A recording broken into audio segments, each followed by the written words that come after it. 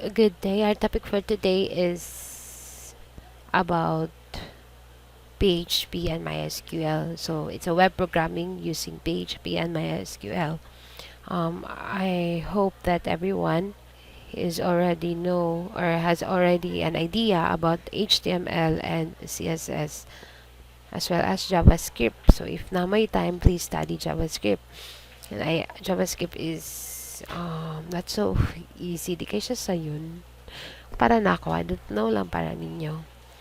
Um, takes more, yeah, it takes enough time to study JavaScript, pero much better if mag-self-study mo and then JavaScript because it really helps a lot, especially in creating a web programming.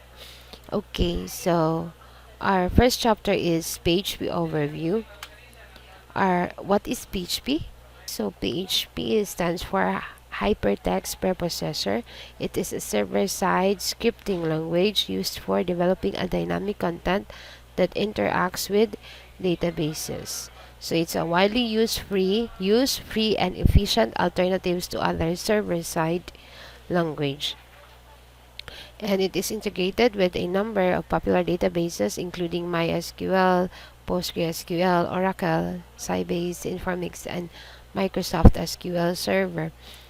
Of course, if you're going to create a web pages, it should have a databases so that we can manipulate data that we're going to input or output from our web pages, especially sa mga nagama before. So I hope that we will continue those projects and we're going to apply it or add it with a PHP. PHP was unleashed. PHP was founded by Rasmus Lerdorf. So he unleashed the first version of PHP way back in 1994.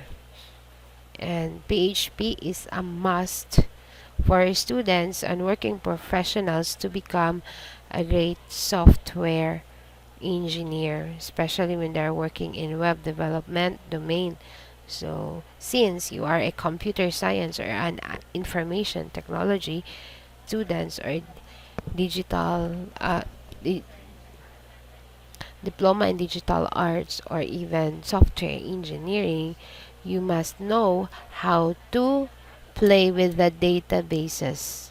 Okay, since that's your main courses, you should know about databases. I guess most of my students now are graduating, so I hope that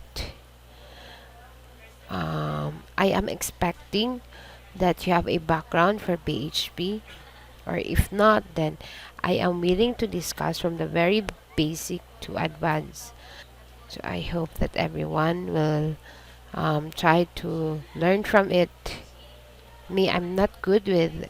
I'm not actually. I'm To be honest, I'm not that good, especially in databasing. But pwede naman ko na to sila ma-search. But the problem is you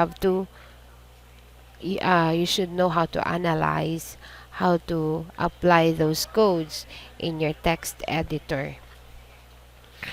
Okay, we have here common uses of PHP. So PHP performs system functions. So example, from files on a system, it can create, you can open, read, write, and close. PHP can handle forms. So it's gather data, save data. You can send data through email, and we can return data to the user. Of course, manipulating data within your database through PHP.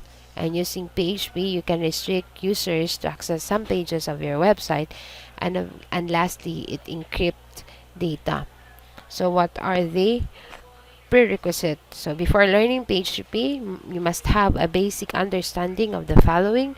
So we have the HTML and CSS and JavaScript. So tools needed.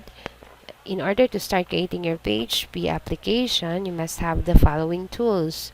Our first tool is XAMPP server. So It's a free and open source cross-platform web server solution that which is developed by the Apache friends. So XAMPP is also available in Linux and OS X platform.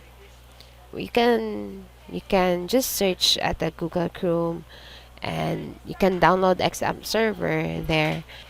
Next tool is we have text editor or script editor. So it's an application, of course, that is used to create and update a PHP file. So what I am using right now is Sublime. You can use Visual Studio or Bracket, etc. Of course, a web browser. So since PHP is a web-based programming language, so we need a browser to access and test our program. So you can use Google Chrome, Microsoft Edge, Brave, Mozilla Firefox if na pa. I'm not sure.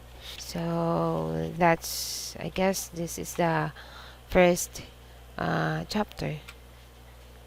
So you know what is PHP, what is the uses of PHP, and the prerequisites as well as the tools needed. Next video is I'm going to hands-on the input and output of PHP. So it's very basic and I hope that everyone will catch it and I hope everyone will learn it. So that's all for today's. Thank you.